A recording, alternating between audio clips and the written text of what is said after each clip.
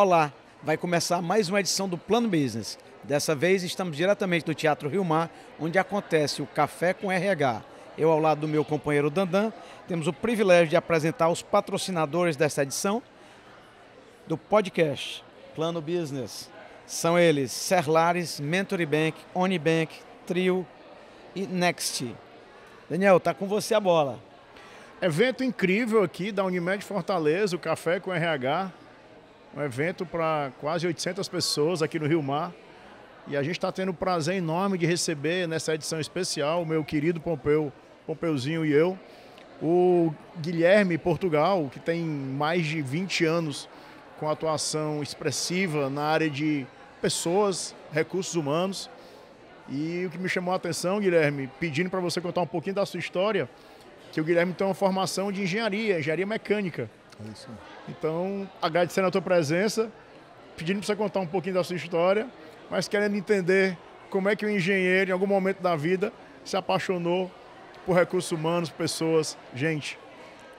Bom, primeiro eu queria agradecer a oportunidade de estar aqui com vocês. Um prazer conhecer você, Daniel, você, Pompeu. Estava comentando que o pessoal foi muito bem acolhido aqui no Ceará. Né? Assim, o pessoal da Unimed Fortaleza fazendo um trabalho fantástico aí, de acolhida, de organização. Está todo mundo de parabéns por essa maravilha que a gente está vendo aqui. Né? Olha só, tanta gente andando, tanto conhecimento circulando. Né? E falando de conhecimento, daí eu vou responder a sua pergunta. Por que eu, engenheiro mecânico, nunca tinha pensado em trabalhar com RH? Mas logo que eu comecei a trabalhar, comecei trabalhando em chão de fábrica, comecei trabalhando em implementação de processos de sistema da qualidade, ISO 9000, essas coisas. Né? Então o que a gente fazia? A gente ia, desenhava os processos, processo perfeito, documentação perfeita, formulário, etc. Chegava, treinava as pessoas, pessoal, vamos começar a usar. Né? Beleza, chamava o organismo certificador, ia lá, fazia auditoria, certificado. Ah, beleza. 6 meses, 1 ano depois, quando voltava para a recertificação, chegava lá, vamos ver como estão os processos, vamos ver a documentação, se está tudo ok, na pré-auditoria, né? Eu olhava, mas por que o pessoal não está fazendo? Daí começou a me dar, daí eu até estava brincando com o Pompeu, né? Assim, a gente engenheiro, a gente brinca que o nosso objetivo é solucionar problemas, né? Daí eu comecei a pensar, falei, caramba, o problema não está na forma como que eu escrevo, não está na tecnologia, não está no processo, né? A questão está nas pessoas, né? Esse sim é um problema complexo. E a partir daí eu comecei a me envolver cada vez mais em discussões de gestão de pessoas, em processos de gestão da mudança, jornada da mudança, como que a gente vai entendendo, né, a questão de pessoas e como que as pessoas podem, no fundo, trazer mais resultado para a organização. E uma jornada parecida com o do meu amigo aqui, Pompeuzinho. Exatamente. Pompeuzinho é engenheiro civil, né? E aí faz um trabalho incrível aqui em Fortaleza, na verdade no país todinho, Nordeste, no Brasil, com comunicação. Né? Então, guardando essas devidas proporções, o engenheiro que foi tratar de pessoas e o Pompeuzinho, o engenheiro que foi fazer essa oferta de conteúdo belíssima que ele faz. E tudo a comunicação, né? Porque a comunicação é a ferramenta que nós dois usamos para poder... A gente até teve algumas das palestras falando, acho que foi a Sandra que comentou sobre empatia, né? Assim, comunicação no fundo é isso. Né? Para você ser efetivo na comunicação, né? Assim, você tem que entender o que o outro vai entender, né? Assim, aí você consegue ser efetivo. E o que ele espera da gente, né? O que ele espera da gente. Mas exatamente. Olha, eu assisti tua palestra mais cedo, né? E um dos pontos que me chamou a atenção foi esse conceito do People Analytics, né? Essa análise de dados, cada vez a mineração de dados. Mas eu vou deixar isso lá para frente. Eu queria saber, Guilherme, quais as principais iniciativas que você, como diretor de RH na Mercer Brasil, implementou liderando esse setor? Olha, até pegando um pouco o que eu falei, é tanta coisa que a gente pode fazer, né, que por isso que é importante ir priorizando. Né, assim, então, que tipo de ação que eu vou fazer que vai trazer mais resultado para o processo, para o projeto que eu estou trabalhando. Né? Então a gente trabalha, né? Nós somos uma empresa prestadora de serviços e a gente trabalha para vários clientes. Né? Então a gente ajuda os clientes a resolver as suas questões de gestão de pessoas. Né? E tem bons exemplos, assim, desde que eu já fiz de a implementação de uma nova ferramenta de tecnologia. Então, como é que você trabalha para que as pessoas adotem essa nova ferramenta de tecnologia?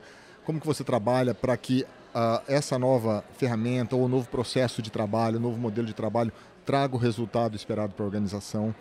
Então, acho que os principais projetos que a gente faz é isso, né? Entender assim, o contexto da organização, onde a organização, que momento que ela está em termos de posicionamento no mercado, em termos de ambição estratégica, em termos de defesa da marca.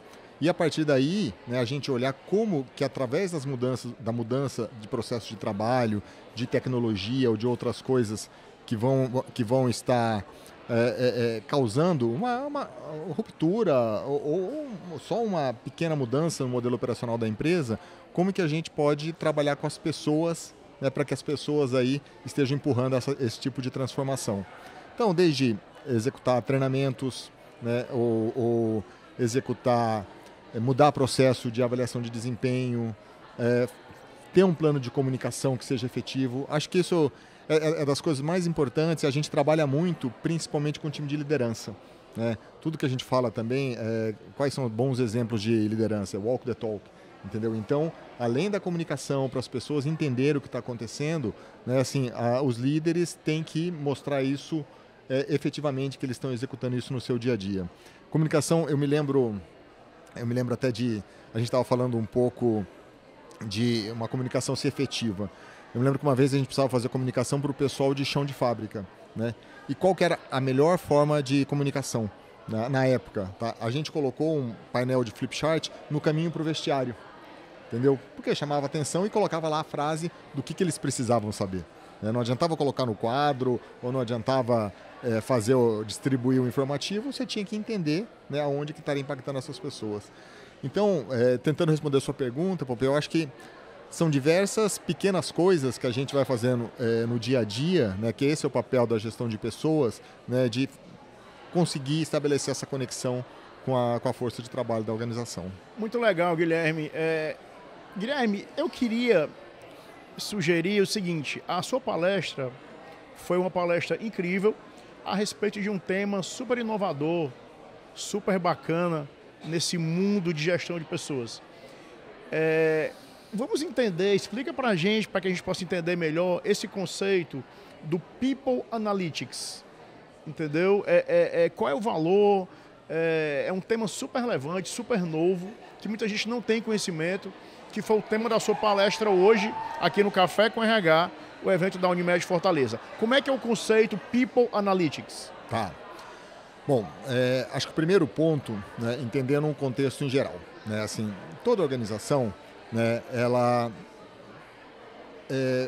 do que a organização sobrevive?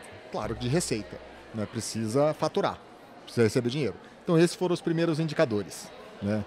Assim, quanto que eu tenho de receita, qual que é a minha margem, entendeu? Assim, qual que é a rentabilidade que eu tenho para um produto novo ou não, e sempre trabalhou-se nisso. Quem traz a receita são os clientes, né? Então, a partir daí, você começa a desdobrar. Bom, quais são os meus clientes, né? Qual que é o nível de satisfação dos meus clientes, daí tem NPS, qual que é a taxa de ganho de novos clientes, minha penetração no mercado, todo esse tipo de informação de mercado. Opa, vamos medir isso também, né? Por trás disso, a gente tem os processos, os serviços, a marca, a reputação da organização. Então, vamos medir isso também. Desempenho de processo, efetividade de processo, entendeu? Assim, qual que é a percepção de marca por clientes, entendeu? Assim, pela empresa como um todo, e você começou a medir. Agora, o que faz isso acontecer são as pessoas, né? Assim, e o RH, para ele se tornar mais estratégico, que é uma ambição do RH, tá? Desde o final da década de 90, início dos anos 2000, quando o David Urich criou um modelo, né, que era o modelo do RH estratégico, tinha 3 componentes, um que traz inovação, um que traz eficiência em serviços e outro que é o business partner, que é o estratégico, a conexão com o negócio. Desde esse momento, né, o RH, a maior ambição do RH é se tornar cada vez mais estratégico, né? E o RH, para conversar com finanças, conversar com negócio, conversar com as outras áreas, né, ele precisa também estar embasado em indicadores, né, assim, em avaliação de resultado das ações de RH. Porque senão fica uma conversa, eu acho que se eu fizer esse tipo de treinamento, as pessoas vão estar mais engajadas. Eu acho que se eu fizer esse tipo de comunicação, né, vai dar um resultado positivo de envolvimento das pessoas com determinada ação. E a partir do momento que você começa a colocar indicadores nisso, né, que você começa a cruzar os indicadores, né, porque o People Analytics é isso.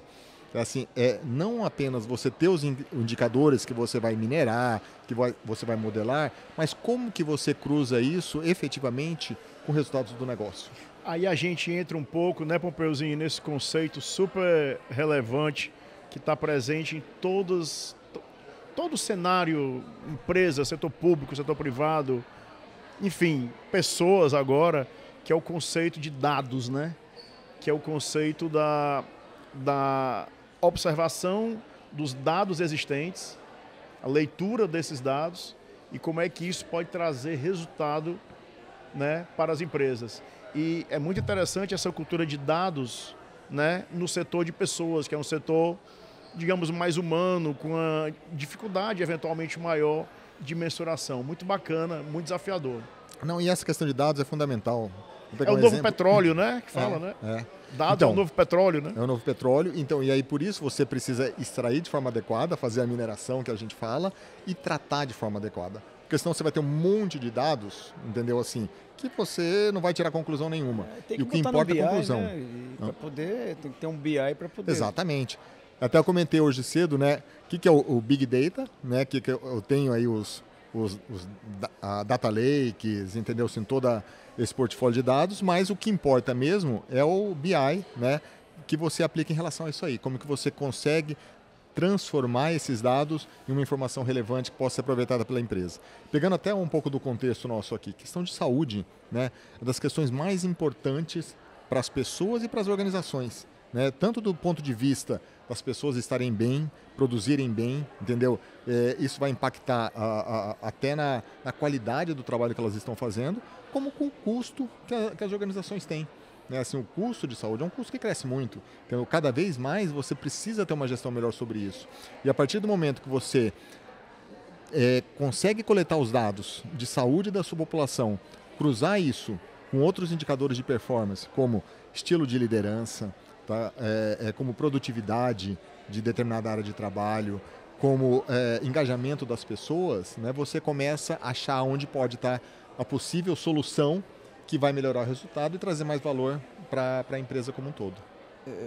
Guilherme, é fundamental, pelo que você me falou, transformar o RH numa área mais estratégica dentro da empresa, não é isso? E quais são os desafios de fazer isso acontecer? E a outra pergunta é, quais os casos mais emblemáticos que você já enfrentou ao fazer essa transformação? Tá. Para transformar o RH mais estratégico, né, assim, primeiro o que a gente vê tem até uma evolução em relação a isso. Né? Primeiro, o RH tem que ter clareza dos seus processos de trabalho, tá? Porque o RH tem que ter eficiência interna também. O que eu quero dizer com isso? Tá? Então, assim, como que eu consigo prestar o melhor serviço ao colaborador, mas num custo razoável? Né? Não adianta também eu querer fazer um trabalho de concierge para todo mundo, porque o custo não vai se pagar, né? E isso aí não vai ter sustentabilidade a médio prazo. Então a gente vê muito isso, né? O RH primeiro ter clareza do seu papel, né? Assim, aonde que eu vou trabalhar com inovação, aonde eu vou trabalhar com excelência em serviços, né? Aonde eu vou trabalhar nos componentes mais, ou que áreas eu vou focar mais para melhorar o desempenho do meu negócio. Né? E aí você começa a falar em experiência do cliente interno, que é o colaborador, né? Experiência do colaborador, a questão de gestão de saúde, né? Como que eu ajudo os meus colaboradores a ter uma gestão de saúde, em questão de saúde financeira também, uma coisa que a gente tem falado bastante. Por quê? Porque é um problema que surgiu recentemente. Entendeu? Assim, as pessoas aprenderem a administrar o seu patrimônio, o que ela tem, entendeu? Assim, para se preparar para um futuro. Né? Então, esse é um negócio super importante, até por questão de previdência. Quando a gente olha o futuro da previdência, todo mundo vê riscos. Né? Então, são desafios novos que vão surgindo para o RH no seu dia a dia. Educação financeira liberta, né? Liberta. Permite que as pessoas possam atingir os seus sonhos. Exatamente. Enfim, exatamente. essa aí é a minha paixão e o meu propósito, sabia? Exatamente. Mas enfim, Guilherme, a gente vive hoje numa era de transformação digital. Perfeito. Tá? A gente tem aí a inteligência artificial, o IA, que já é uma realidade. Né? Como é que a gente pode, Guilherme, preparar culturalmente pessoas e empresas para navegar aí nesse ambiente de transformação digital que está cada vez mais presente nas nossas rotinas e na rotina das empresas? Tá. E aí eu vou até pegar um pouco do que a gente tem visto no mercado, né? Assim, inteligência artificial, claro, da forma como está hoje, ela assusta. Né? Então, acho que um fator crítico de sucesso para começar qualquer processo de transformação digital é você tirar o medo das pessoas. Assim, porque as pessoas, naturalmente, né, proteção, fala assim, putz, vai vir aqui esse robô, né, ou essa inteligência artificial, vai tirar meu emprego. E em alguns casos vai, entendeu? Então a pessoa precisa estar preparada, entendeu, assim, para evoluir e para estar pronta para assumir uma outra posição no futuro próximo. E como que ela faz isso? Entendeu? Se ela tem que voltar a estudar, ela tem que voltar a se preparar. Então você tem que quebrar um pouco o medo disso aí. Nas organizações, as pessoas das organizações como um todo. E a gente tem alguns estudos, né, que mostram que o sucesso da transformação digital o fator principal, né, o fator de maior impacto é a mudança de mindset das pessoas. Entendeu? Assim, porque se as pessoas não quiserem adotar a transformação digital, você pode trazer a ferramenta que for, vai ter barreira e a coisa não vai fluir. Então a gente tem que tomar muito cuidado em relação a isso, porque ferramenta em si, eu costumo dizer, da mesma forma que surgiram essas novas de IA, daqui a 2 anos vão ser outras, mais avançadas. E dentro disso aí que você está falando, Pompeuzinho, eu vi um dado esses dias, Guilherme, fiquei impressionado, vou até ler aqui. 3 em cada 5 executivos, que é em torno aí de 60%, acreditam que a inteligência artificial está avançando mais rápido do que as suas empresas podem capacitar os trabalhadores. Que é exatamente isso que você falou, a velocidade que a inteligência artificial está andando, mas é um temor, né? É um temor do empresário, do executivo, de não estar conseguindo acompanhar com treinamento adequado esses profissionais. É impossível acompanhar. Impossível, tá? né? Quando você pega o histórico, né, de evolução do conhecimento no mundo, né? Antes o conhecimento do mundo dobrava a cada 100 anos, depois passou a cada 20 anos, cada 2 anos. Hoje, em menos de 1 ano, você dobra o conhecimento no mundo. Né? Até porque essas ferramentas de inteligência artificial regenerativa, né, elas têm esse modelo de aprendizagem que é algo muito rápido. Né? Então, natural, né? Assim, as organizações não vão conseguir acompanhar e elas vão ter que aprender a trabalhar. Né? Um dos conceitos hoje de gestão mais aplicados é o que a gente chama de organizações ágeis. Né? Como transformar a organização mais ágil. E alguns dos princípios, né? Tem um manifesto ágil lá que é mais detalhado em relação a isso, mas alguns dos princípios é permitir mais erros. Entendeu? Onde pode. Claro que você não vai errar em processos críticos. É permitir mais tentativa e erro. Né? Por quê? Para as pessoas irem tentando, inovando e corrigir rápido. O mais importante é isso, é corrigir rápido. Né? Então, com a tecnologia entrando nessa velocidade mais avançada que as empresas, não adianta esperar para treinar todo mundo. De novo, a questão de priorizar, né? Aonde que a gente quer, na organização, a gente precisa dar um salto de desempenho, um salto de performance e vamos investir, vamos trazer tecnologia, vamos trazer pessoas, vamos testar rápido, aprender e implementar as mudanças de forma mais abrangente. Legal. E Guilherme, diante do que a gente falou agora de tecnologia, quais as qualidades que o novo líder precisa ter para se adaptar a essa nova tendência de usar a inteligência artificial e poder ajudar seus colaboradores? Olha, essa é uma pergunta-chave, porque eu costumo dizer que a liderança, principalmente a média gerência, né, assim, tem um papel fundamental em qualquer transformação na organização. Por quê? Porque você tem a alta liderança, que é o estratégico, daí você tem a média gerência, né, que são gerentes, coordenadores, supervisores, que são os líderes de toda a base da operação. E é essa média liderança que traz a estratégia até a operação do dia a dia, né? Então, estes líderes, eles têm que estar prontos, entendeu, assim, para fomentar esse tipo de transformação, né? Porque se você tem o comprometimento da alta liderança, não, é isso que a gente vai fazer, a transformação, vamos baixar isso aí para a nossa base da nossa operação, e essa média liderança não está preparada ou está com medo, fala assim, caramba, se eu for fazer isso, minha equipe que eu tenho hoje 15 pessoas vai baixar para 5 pessoas, entendeu? Se eu não vou ser mais gerente, eu vou perder meu espaço daqui a algum tempo. Então, você cria uma reação natural dessa pessoa a esse processo de mudança. Então, o que a gente tem feito é muito olhar isso, né? Assim, tá bom, como que eu vou ressignificar o trabalho dessa média liderança, entendeu? Assim, como que eu vou identificar quais são as competências que ele precisa e ajudá-lo a se desenvolver para o futuro, né? Então, tu estava falando um pouco de competências, né? O que a liderança precisa para poder estar fomentando esse tipo de transformação.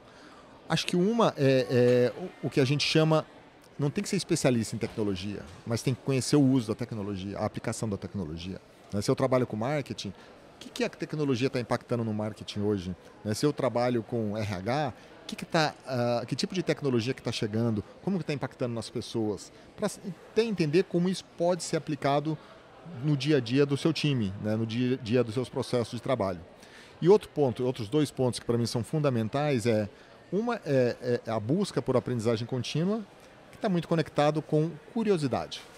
Então, as pessoas hoje, né, se elas quiserem se desenvolver, até pela rapidez de mudança que está acontecendo, elas têm que ser curiosas, elas têm que ouvir podcasts, assistir. Estava conversando agora há pouco com um colega aqui sobre o YouTube. Estou vendo no YouTube que tem alguma coisa nova. Tem conhecimento disponível em todo lugar, né? Assim, então, olhando para as pessoas em si, não pode depender só do que a empresa vai oferecer de treinamento. Tá? Se a pessoa quer se desenvolver, ela tem que ir atrás disso também. E dentro dessa questão de desenvolvimento pessoal, né, fica muito claro uma comparação como era há poucos anos, onde as competências técnicas eram eventualmente priorizadas e um olhar menos humano, né? Hoje em dia se observa muito questão de inteligência emocional, né, capacidade de adaptabilidade em um ambiente, né? Que atributos, Guilherme, que características, né, podem fazer a diferença, são mais buscadas pelas empresas hoje na sua contratação, e quais são esses modelos no futuro? Então, qual é a sua opinião? O que a gente vê de pesquisas, de estudos que a gente faz, né, essa questão, cada vez mais a gente vê o profissional um pouco mais transversal, tá?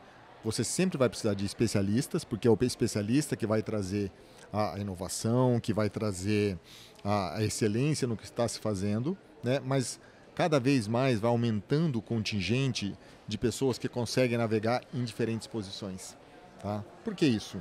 Né? Porque com essa transversalidade, com essa adaptabilidade que essas pessoas têm, elas conseguem atender às diferentes demandas de uma organização, tá? Vou citar um exemplo.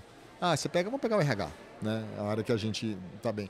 Eu tenho uma equipe de RH lá, eu tenho uma equipe que faz recrutamento e seleção, outra equipe que faz treinamento e outra equipe que faz remuneração. Remuneração é um ciclo anual que se faz de revisão de toda a estrutura salarial. Treinamento eu vou ter de acordo com a agenda que for definida. E recrutamento também, dependendo da organização, é uma determinada época. Normalmente não é uma demanda constante ao longo do ano, né? Então não adianta, assim, não faz sentido você ter uma equipe de recrutamento, uma de treinamento e uma de remuneração trabalhando de forma separada. Claro que você tem que ter um especialista lá, mas você tem que ter uma série de pessoas que consigam navegar de um para o outro. Entendeu? Assim, eu estou tendo demanda grande em treinamento. Não adianta a turma lá que faz treinamento ficar fazendo hora extra todo dia, trabalhando no fim de semana, durante um mês, enquanto o pessoal de recrutamento e seleção está mais tranquilo de trabalho naquele mês. Entendeu? Assim, então, você começa a balancear isso e esses profissionais, né, são profissionais que as empresas buscam também. Né? Esse profissional com perfil de adaptabilidade, né, e o perfil de aprender rápido. Assim, tá bom, eu vou entender, eu vou trazer tecnologia, eu vou trazer uma ferramenta de BI, eu vou fazer um Excel novo, voltando para o People Analytics, aonde que eu posso ajudar no desenvolvimento dessa solução do processo onde eu não estou inserido. Guilherme, dentro da escolha de um líder para uma grande companhia, a gente tem percebido mudanças nas qualificações desses líderes. Aqui no Ceará, por exemplo, recentemente, uma grande rede de farmácias, essa grande rede de farmácias está presente em todo o país, rede cearense, ela recentemente contratou para ser seu CEO um psicólogo que reside em São Paulo, mas é cearense. E hoje ele está liderando toda essa companhia. Né? E aí eu conversando com ele me falava que justamente o que fez a diferença foi o trato com as pessoas. Né? Então o RH na veia, não é isso? E esse é um papel fundamental quando a gente fala do líder, principalmente o presidente ou CEO. Por quê? Porque a equipe dele são pessoas também, né, assim, na hierarquia da organização, um nível bastante alto. Né? Então o papel do CEO, né, assim, primeiro é administrar as prioridades, os egos desse time dele, entendeu? Assim, dar o direcionamento correto, né? E resolver conflitos. Né? Claro que ele tem a visão estratégica, né? Mas ele vai conseguir ter sucesso no negócio da empresa dele se ele conseguir criar um comitê executivo, gerenciar, liderar esse comitê executivo, né, que trabalhe de forma coordenada. Né? Porque senão você começa a olhar, tá bom, o cara de supply chain está investindo para atender pequeno varejista, mas o cara de produção está pensando em grandes atacadistas, entendeu? Assim, então você precisa, claro, ter esse direcionamento estratégico, esse alinhamento aí do time de liderança, que é um papel fundamental do CEO. Eu já vi vários CEOs de muito sucesso, né, que não são, claro que tem todo tipo de CEO, mas tem vários de muito sucesso que são conciliadores, entendeu? Assim, que ele traz a equipe, não é aquele que está batendo lá no dia a dia. Então é muito uma questão de conhecer a equipe, né, que está sendo liderada, né, e fazer essa equipe caminhar junto para entregar o resultado esperado. Essa história do papel do líder é sempre um tema muito, muito importante, da máxima importância, inclusive, quando a gente fala de pessoas, de empresas. E acho que o Popeuzinho colocou esse ponto muito importante no líder. E eu queria juntar o seguinte, Guilherme, a gente falou agora sobre o líder, o papel do líder. Muito bacana, que é estar ali para cuidar de pessoas, fundamentalmente, né? Você antes, a gente falou de tecnologia, a gente falou de inteligência artificial, uma era de transformação digital muito pesada. Beleza. Eu queria inserir nesse contexto todo a cultura organizacional. Né? Então eu acho que até aqui a gente fez uma didática boa, que a gente falou de liderança, adaptada a esse novo momento com tecnologia. Aí a gente falou sobre o cenário, né? Transformação digital, de IA. E como é que fica, tem a história dessa geração Z, alguns setores da empresa são mais tradicionais, então você começa a ter um eventual conflito de gerações dentro da companhia, porque tudo isso é muito novo. Como é que a gente faz um trabalho adequado, né, de trabalhar a cultura? E por falar em cultura, perdão se eu estou me alongando, o case da Unimed Fortaleza de trabalhar a cultura é incrível. Que na verdade é o grande, talvez, o que explica o sucesso dessa gestão, né, desse grupo que já está aí há alguns anos, é exatamente uma mudança de cultura, que é fundamentalmente a cortesia com o resultado, né, e que proporcionou toda uma via aí, né, de outros cases incríveis dentro da Unimed de Fortaleza. Então, como é que funciona a cultura dentro desse ambiente tão desafiador? A cultura é fundamental, né? A cultura é a base do sucesso ou insucesso de toda organização, né? E a cultura não é a cultura que está na tabela de valores. A cultura É o que você faz e ninguém está vendo, né? exatamente, está permeada em qualquer ação do dia a dia da organização. E aí entra mais um papel fundamental da liderança, e você ter um grupo de liderança alinhado, porque todos estão praticando, né, esses comportamentos no seu dia a dia. E aí você começa a mostrar o exemplo e a descer isso para a organização, né? O que a gente vê de evolução da cultura hoje, quando fala-se em transformação digital, até um termo que a gente usa, que é o cultura, é o digital first, né? Se eu quero fazer transformação digital, né, assim, eu tenho que começar, se eu tenho a oportunidade de implementar uma nova ferramenta digital, eu vou implementar, né? Se eu tenho a oportunidade de automatizar algum tipo de processo, eu vou automatizar esse tipo de processo, né? E tem que vir desde o exemplo da alta liderança, como na forma como você vai monitorando os programas de melhoria que toda organização tem, né? Assim você começa até a medir, voltando à história do People Analytics, né? Assim, dos programas de melhoria que eu tive esse ano, quantos estão fomentando a transformação digital? Quantos estão fomentando a cultura digital? Né? E aí você vai inserindo isso aí no dia a dia da organização. Bacana. Guilherme, eu queria ouvir de ti um pouco sobre essa crescente da pejotização nas empresas. Como é que esses terceirizados, assim vou dizer, eles estão dentro dessa cultura da empresa, como é que eles atuam, como é que eles se relacionam com os funcionários, os selitistas, para poder a coisa acontecer de uma maneira que haja uma integração entre toda a equipe. Olha, esse para mim é um dos grandes desafios quando a gente fala da gestão de pessoas, que é como que você integra toda a sua cadeia da força de trabalho, né? E principalmente a gente vê prestadores de serviço, né? Esses que vão fazer atendimento na sua casa, né, usando o uniforme de uma prestadora de serviço, só que ele não é funcionário da prestadora de serviço, entendeu? Só que para você, lembra que a gente falou agora há pouco sobre percepção de marca da empresa? A percepção de marca é criada a partir daí, né? Então, o RH ele tem que estar muito próximo desse processo de terceirização e olhar não só a questão do desempenho técnico desses prestadores de serviço, mas também o alinhamento é um processo de recrutamento como se fosse para a própria organização, né? Assim, os treinamentos que precisam ser feitos, entendeu? Assim, os indicadores que você vai medir em termos de engajamento das pessoas, em termos de entendimento das pessoas da estratégia da empresa para a qual eles estão trabalhando. Até porque, voltando à questão de pejotização, que essa é uma característica do Brasil, até pela questão da lei trabalhista, CLT, etc. Brasil e alguns outros países, né, tem isso de forma mais rigorosa. Quando você vai para os Estados Unidos, né, onde a lei não é tão rigorosa, você vê um monte de empresas com equipes de diferentes tipos de contratação. Até porque muitos trabalham como, vou fazer um projeto aqui de 4 meses, vou fazer 3 meses aqui, depois eu vou para uma outra empresa. A transversalidade, que é o que a gente conversou agora há pouco, funciona também entre empresas, né? Então, acho que esse desafio de conectar essas pessoas é um desafio importante do RH, e a tendência é que isso aumente ao longo do tempo, né? Cada vez mais a empresa vai ser especialista no seu nicho de mercado. Claro que tem alguns, não, vou fazer verticalização, vou fazer tudo isso, mas a gente vê que a especialização e você vai montando o quebra-cabeça aí com empresas de diferentes perfil. Guilherme, passa rápido, né, Pompeu? É rápido. Conversa boa.